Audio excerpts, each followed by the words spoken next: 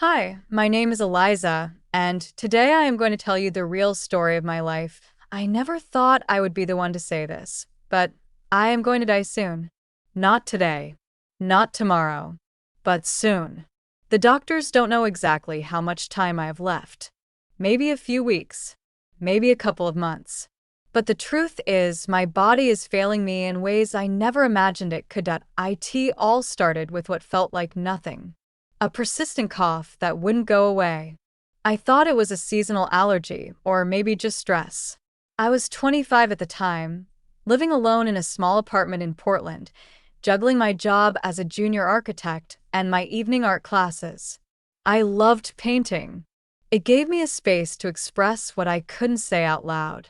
My world was full of color, and I believed I had all the time in the world to figure things out, but that cough became chest pain.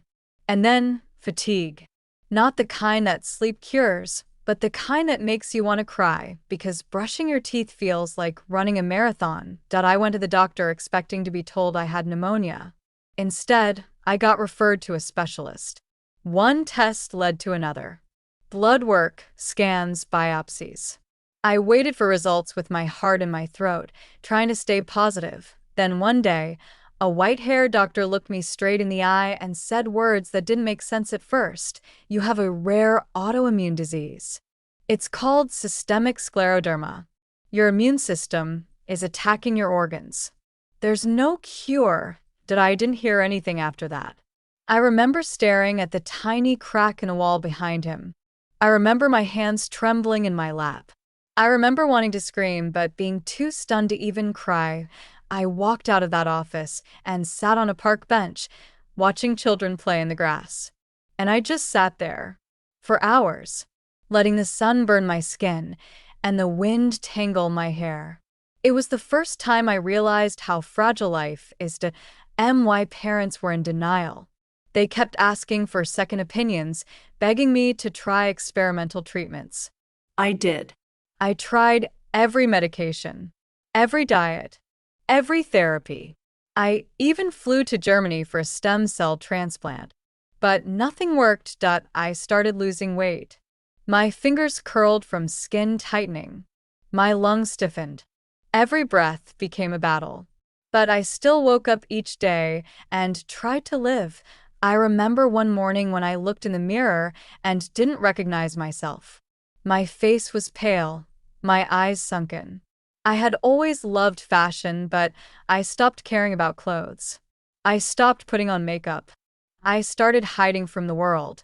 Then came Josh. He was a volunteer at the hospital where I was getting treatment. He was tall, funny, and had this way of talking that made you forget you were sick. At first, I avoided him.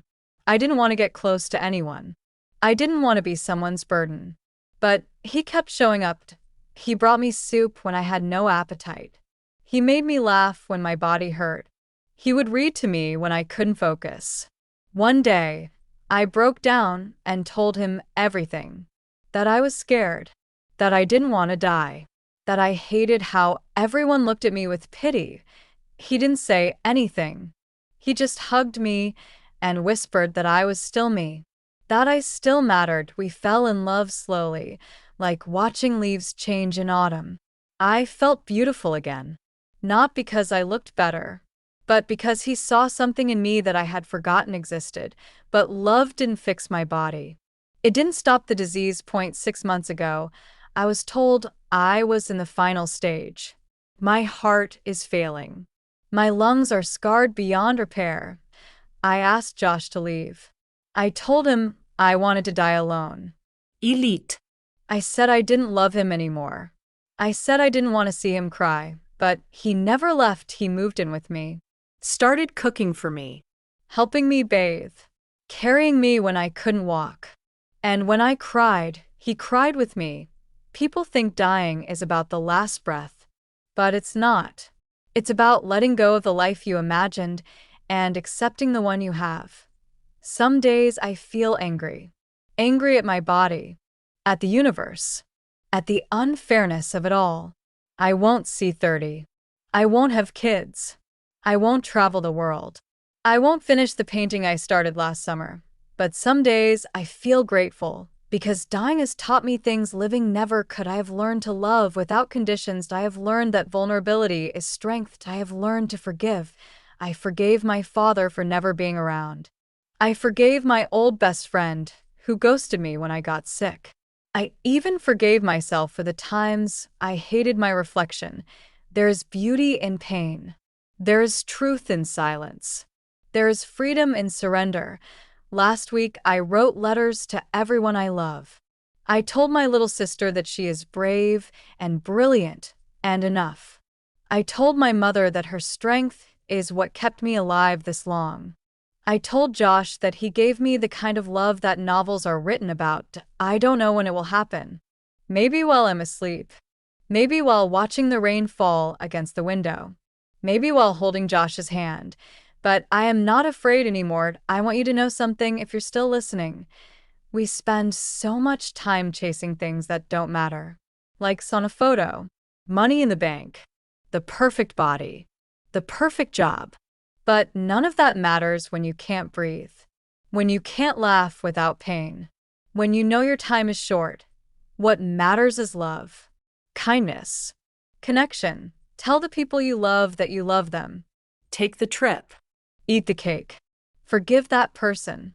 Be the person you needed when you were hurting. Did I wish I had more time, but I am thankful for the time I had. And I hope, somehow, my story helps you see your life with clearer eyes. If you woke up today, you're lucky. If you can walk, breathe, laugh, dance, hug, kiss, run, sing, you're blessed beyond measure. Don't wait for something to be taken away before you appreciate it. Love your life now, because tomorrow is never promised, and I would give anything for one more tomorrow.